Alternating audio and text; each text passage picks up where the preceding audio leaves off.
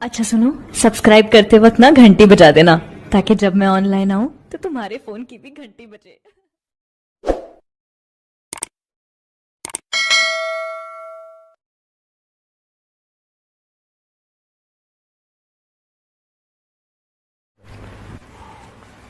कि पहले आप असलीपियस वेलनेस से पहले किसी कंपनी में काम किया करते थे, मतलब डायरेक्ट सेलिंग किया करते थे। उसके बाद आपके मन में असलीपियस वेलनेस खोलने का विचार आया, कहीं इसके पीछे भी कोई ऐसी वजह तो नहीं रही कि आपका मन में भी पैसे बनाने का मकसद हो या लालच कहीं आपके मन में जाग गया हो, तो उसकी वजह से आपने डायरेक्ट सेलिंग को छोड़कर कंपनी खोलने का डिसीजन ले लिया?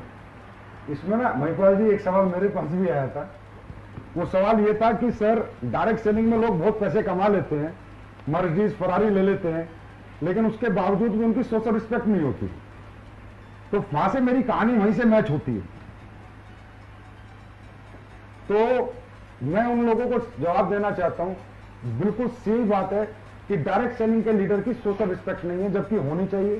क्योंकि जो काम डायरेक्ट सेलिंग के लीडर करते हैं, लोगों को कामयाब करते हैं, लोगों को नॉलेज देते हैं, टैलेंट देते हैं, मोटिवेट करके रखते हैं, नाकामयाब को कामयाब बनाते हैं। मैं तो ये कहूंगा, डायरेक्ट सेलिंग का लीडर से बड़ा धर्मात्मा इस धरती के ऊपर दोस्तों कोई नहीं है, चाहे वो किसी भी कंपनी का डायरेक्ट सेलर हो। क्योंकि भैया, दान करना एक दिन कर सकते हो, अनाथ आश्रम में एक दिन दान कर सकते हो, मंदिर में एक दिन दान कर सकते हो, मस्जिद में एक दिन दान कर सकते हो, लेकिन दुनिया का सर्वोपरि दान है किसी नाकामयाब को कामयाब करना, और ये डायरेक्ट सेलिंग के लीडर्स करते हैं। तो क्या इनको सोशल रिस्पेक्ट मिलनी चाहिए, नहीं मिलनी चाहिए? तो आवाज आती है, मिलनी चाहिए। क्या मिलती है? बिल्कुल नहीं मिलती। फिर मैं वही कहूंगा, क्यों नहीं मिलती? एक लड़के ने एक बिजनेस शुरू किया अपने गांव से। आदमी पहले कहां जाता है? रिश्तेदार और गांव वालों के पास जाता है जब भी किसी कंपनी में जुड़ता है। और तो ऐसा तो नहीं रोड चलते हुए किसी को प्लान दे देगा। अब जब वो उनके पास जाता है, उसकी भरोसे में बात मान के विश्वास करके पैसे दे देते हैं उसे, रिश्तेदार भी और सारे गांव वाले भी। अब अगर वो किसी गलत कंपनी के साथ ज्वाइन है, जिसने हवा बेची है, जो प्रोडक्ट के नाम पर पागल बना रही है, जो अपॉर्चुनिटी सेलिंग जो चलता है आज मार्केट में, अपॉर्चुनिटी सेलिंग, चलो मुझे आज तक ये समझ में, what is the bloody opportunity selling? Opportunity selling होता क्या है? ये हवा कहां बिकती है? अगर ये हवा बिकती तो Reliance, Ambani, Tata, Birla, Apple, Samsung, LG ये क्यों नहीं बेच रहे? ये क्यों 24 घंटे प्रोडक्ट की आर&डी पे लगे रहते हैं? क्यों प्रोडक्ट पे फोकस करते हैं? रोज एडवांस वर्जन ऑफ प्रोडक्ट बनाते हैं, दिन रात मेहनत करते हैं, इतनी हजारों लाखों फैक्ट्रियां लगाते हैं। लेकिन डायरेक्ट सेलिंग की कुछ कंपनियों में बड़ा मजेदार एक डायलॉग है, अपॉर्चुनिटी सेलिंग। अरे भाई, क्या होती है अपॉर्चुनिटी सेलिंग? मुझे आज तक समझ नहीं आया। तो वो अपॉर्चुनिटी सेलिंग वाली कंपनियों में जो बच्चा फंस जाता है, फिर वो अपने गांव को जोड़ देता है, अपने रिश्तेदारों को जोड़ देता है, वो 100 लोगों को जोड़ता है महिपाल जी, वो 10 लोग काम करते हैं, 90 लोग नेगेटिव हो जाते हैं। अब जब वो बच्चा BMW फरारी लेके आता है और अपने मामा के घर के आगे से निकलता है ना, तो सगा मामा बोलता है, भांजे नहीं मिला था लूटने के लिए। सगी बुआ बोलती है, भतीजे मुझे 15,000 डुबो के, 20,000 डुबो के, 10,000 डुबो के, 500 रुपए कमा के, 1,000 रुपए कमा के तूने मेरा नुकसान करना था। ये गाड़ी है ना, तूने मेहनत से नहीं ली, लोगों को लूट कर लिए। और रियली वो कंपनियां, उनके प्रोडक्ट जो इस तरह के बेचती हैं, वो रियली लोगों के रिश्तों से खिलवाड़ करके लोगों को लूट रही है। अब ये बताइए, जब साला रिश्तेदार ही हमारे खिलाफ हो गए, जब हमारे गांव के हमारे खिलाफ हो गए, तो भाई साहब सोशल रिस्पेक्ट करेगा कौन? इसका एक ही कारण है, हवा बेचना, अपॉर्चुनिटी सेलिंग। जो भी लोग अपॉर्चुनिटी सेलिंग करेंगे, उनको कभी मार्केट में सोशल रिस्पेक्ट ना मिलती थी, ना मिलेगी, ये मैं गारंटी देता हूं। और जो लोग ईमानदारी से अच्छे प्रोडक्ट बेच रहे हैं, जिनके प्रोडक्ट में रिजल्ट है, प्रोडक्ट गरीब आदमी के काम आ रहे हैं, गरीब आदमी रो नहीं रहा पैसे देके, पैसे लगा के उसकी आत्मा उसे बद्दुआ नहीं दे रही, उसकी आत्मा दुआ दे रही है, उनकी मैं बताता हूं महिपाल जी, इतिहास रचा है स्लीपियस वेलनेस के फाइटर्स ने, लीडर्स ने। और सबको बताता हूं, अभी देख लेना 15 अगस्त आ रहा है, हमारे फाइटरों को लोग झंडा फहराने के लिए बुलाते हैं, लीडर्स को। Yes sir. ये है सोशल रिस्पेक्ट।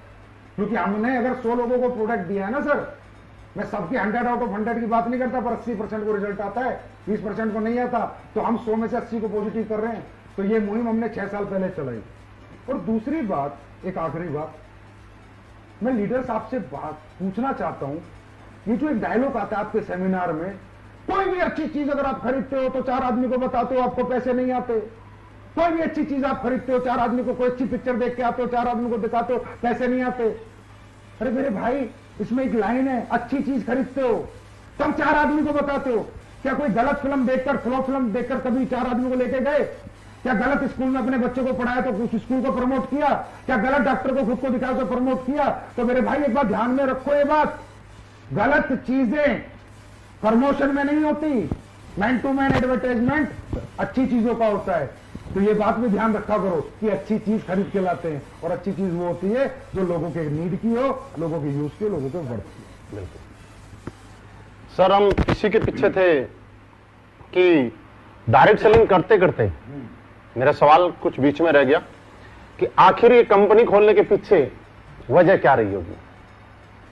महिपाल जी, डायरेक्ट सेलिंग करते करते मेरी अच्छी खासी टीम थी जिस भी कंपनी में मैं काम करता था, लेकिन मैंने पैसे कमाए थे, मैंने गाड़ी भी ली, मैंने बंगला भी लिया, मेरे पास अचीवमेंट भी थी, क्योंकि समझ सकते हो तो मैं एक्स्ट्राऑर्डिनरी टैलेंट नहीं कहूंगा, मेहनत है मेरी। लेकिन जो लोग मेरे साथ थे ना, उनका सक्सेस रेशियो बहुत कम था। मान लो मेरे पास 20,000 लोग थे ना, तो उसमें मात्र 20 ही आदमी पैसे कमा रहे थे। ओके। तो जब नीचे वाले बच्चे पैसे नहीं कमा रहे थे और उनकी हाल लगती थी ना, कोई कमरा लेके कहीं पड़ा है, कोई कमरा ले, एक लड़का था, मैं नाम नहीं बताऊंगा, तो उस लड़के ने मुझे फोन किया कि गुरुजी मैं कमरा लेके रहता हूं और जो मैं प्रोडक्ट बेचता हूं लोग मेरे मुंह पे फेंक के चले जाते हैं, और मेरे को 5 साल हो गए, मैं अभी तक कुछ नहीं कमा पाया। तो वो चीज मुझे दर्द दिया, एक बात। दूसरी बात, जिन लोगों को मैंने प्रोडक्ट बेचे थे, जहां भी मैं काम करता था, मैंने बीमेल में बहुत बेचे थे, तो जिन लोगों ने मुझसे बीमेल, उनमें चाचा, फूफा, मामा, रिश्तेदार, साला, साली, बहुत लोग थे। तो जब उनकी 4 साल हुए और पैसा लेने गए, 60,000 उन्होंने जमा किया, तो उन्हें 30,000 रुपए मिले। 60,000 के 30,000? 30,000, क्योंकि नेगेटिव प्रोडक्ट था ये, मान लो आप। ऐसी पॉलिसियां थी जो किसी काम की नहीं थी, सिर्फ हवा बेची थी हमने। तो अब जब हम गाड़ी वाले बन गए, बंगले वाले भी बन गए, तो जिस गली से निकलते हमारे रिश्तेदार बोलते हुए, हमें लूट के तूने गाड़ी ले ली, हमें बर्बाद करके हमारे 30,000 डुबो के, हरामजादे तू आज बंगले में घूम रहा है, अगर तुझे 1,000 रुपए चाहिए तो भीख मांग लेता। तो उन चीजों से मैं इतना निराश हो गया, इतना हताश हो गया। एक तो लोग नाकामयाब, मेरे साथ 20-30,000 लोग थे, उनमें बहुत कम कामयाब। एक जो मैंने कमाया, तो नाम नहीं कमाया, सम्मान नहीं कमाया, पैसा आया, लेकिन सोशल रिस्पेक्ट मेरी गायब हो गई। ये सोच के महिपाल जी, आपको अगर मैं सही बताऊं तो मैंने तो काम ही छोड़ दिया था। मैंने डायरेक्ट सेलिंग को 2000 आई थिंक 12-13 में रिजाइन ही कर दिया था, 12 में। मतलब इस इंडस्ट्री से आप आउट हो गए थे? हाँ, हमेशा के लिए। मैं आपको रियल बताऊं, मैं मतलब मेरा दिल उब गया, मैं साला घटिया काम नहीं करना, क्योंकि हमें ना पता क्या सिखाया गया था कि बुरी चीजें बेचकर ही अच्छे पैसे कमाए जा सकते हैं। वो मेरे गले से नहीं उतर रहा था। अरे भाई, एप्पल भी बेच रहा है मोबाइल, सैमसंग भी एलईडी बेच के कमा रहा है, मारुति कार बेच के कमा रही है, घटिया प्रोडक्ट बेचकर ही अच्छे पैसे कमाए जा सकते हैं ना। ये बात मेरे गले नहीं उतरी, तो मैंने रिजाइन ही कर दिया इस इंडस्ट्री को, और मैं 2 साल के लिए अपना निकल गया, जैसा भी मेरा वक्त गुजरा। लेकिन इस 2 साल में जो है मुझे काफी नॉलेज मिली, काफी आइडियाज मिले, क्योंकि वो कहते हैं ना, डायरेक्ट सेलिंग है, काम तो छोड़ दिया 2 साल, लेकिन इतनी दूरी नहीं बना पाया कि इससे बिल्कुल टच ना रहूं। ये कहते हैं प्लास्टिक का कीड़ा है ना मरता। हाँ, मार्केट में एक ऐसा लोग बोलते हैं कि एक बार जिसके अंदर एक कीड़ा घुस गया वो छोड़ नहीं सकता, चाहे कुछ भी हो जाए। हाँ, तो मैं छोड़ नहीं पाया। तो मैंने फॉरेन कंट्रीज में बात, यूएसए वगैरह के कुछ लोग मुझसे जुड़ गए थे, कनाडा के कुछ लीडर जुड़ गए थे, तो डिस्कशन होने लगा। तो जैसे डिस्कस होता है इंडियन एमएलएम इंडस्ट्री, वहां की इंडस्ट्री, तो काफी डिफरेंस मैंने देखा उन कंट्रियों में ना करोड़ों अरबों खरबों के टर्नओवर से सर डायरेक्ट सेलिंग कंपनियों के कारण, बिकॉज ऑफ प्रोडक्ट। वो लोग कहते हैं, उनकी पंच लाइन है बिजनेस करने की, उनकी बाहर की डायरेक्ट सेलिंग कंपनी की, कि इतना जबरदस्त प्रोडक्ट बनाओ जिसकी टक्कर का ट्रेडिशनल मार्केट में ना मिले। ओके। वो कहते हैं कि अगर तुम्हारी क्वालिटी ट्रेडिशनल मार्केट में मिल गई तो तुमने डायरेक्ट सेलिंग कंपनी क्यों बनाई और क्यों प्रोडक्ट बेचे। मतलब उनका प्राइमरी प्रोडक्ट सेलिंग है, अपॉर्चुनिटी भाड़ में जाए बाद में सेकेंडरी है। और आज इंडिया में अगर मैं बात करूं, सबसे बड़ा टर्नओवर किसका है? एमवे का। क्यों है? प्राइमरी प्रोडक्ट सेलिंग है।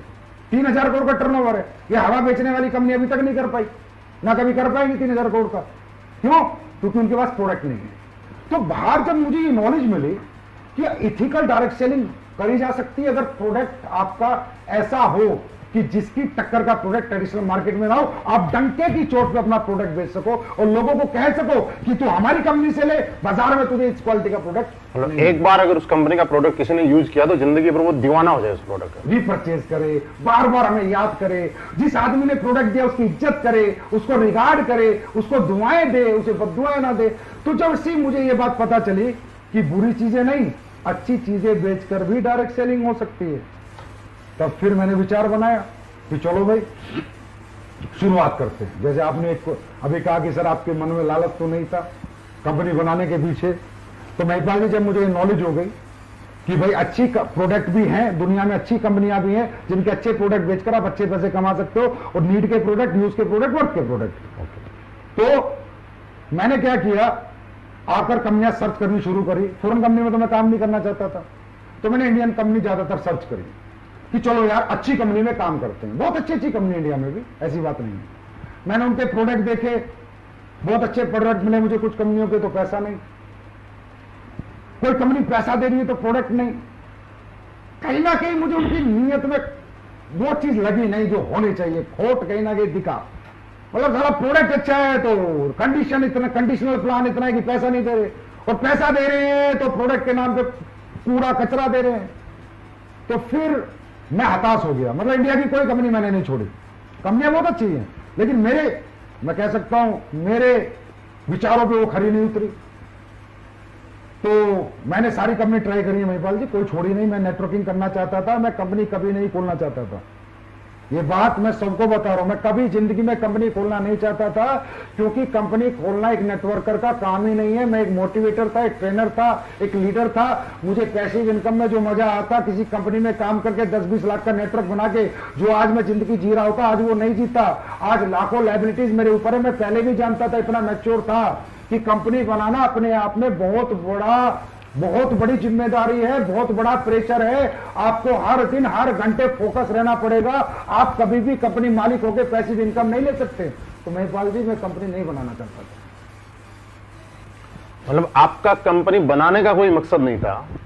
बिल्कुल नहीं। ये कंपनी मैं ऐसा समझ सकता हूं कि चाहत में नहीं, मजबूरी में बनी है। मैं बताता हूं आपको, मैंने फिर एक कंपनी फाइनल करी लास्ट में कि चलो भाई इसमें काम करते हैं, सितंबर 2014 में। बस आज फाइनल करी, कल उसकी भी नियत में खोट दिखा। मतलब कि दिखाई नहीं कि कोई लोगों के लिए कुछ करने आ रही है, पब्लिक के लिए कुछ समर्पण के साथ आ रही है कोई कंपनी। ऐसा लग रहा है बस सब लूट का माल निकाल लो जितना निकाल सकते हो। बस फिर मैंने कहा चलो भाई ये झंडा हम ही पकड़ते हैं। लालच था, किस चीज का लालच था? जो लोग मेरे साथ जीवन लगाया था, जो नाकामयाब हो गए थे, उनको कामयाब करने का लालच था। लालच था मुझे उन लोगों के लिए जो 6-6 साल से कंपनियों में धक्के खा रहे हैं, और आज उनके घर वाले कहते हैं तूने क्या घटिया प्रोफेशन चुना, और जिनको कामयाबी नाम की चीज दूर दूर तक नजर नहीं आ रही, उनको कामयाब करने का लालच था। हर दुखी नेटवर्कर जितना था इंडिया में, उसको सुखी करने का, हर नाकामयाब नेटवर्कर को कामयाब करने का लालच मुझ में कल भी था, आज भी और हमेशा रहेगा। और इसी लालच ने कंपनी खुलवाई, क्योंकि मैंने ये सोचा कि संजीव कुमार, जब तेरे जैसे टैलेंट को कोई प्लेटफॉर्म अच्छा नहीं लग रहा, तो हजारों लाखों लोग तेरी तरह तड़पे हुए हैं जिन्हें एक अच्छे प्लेटफॉर्म की तलाश होगी, अच्छे एथिक्स, अच्छे प्रिंसिपल, अच्छे प्रोडक्ट, अच्छे प्लान की तलाश होगी। तब मैंने झंडा उठाया और 6 साल से आप लोगों के साथ लेके चल रहा हूं।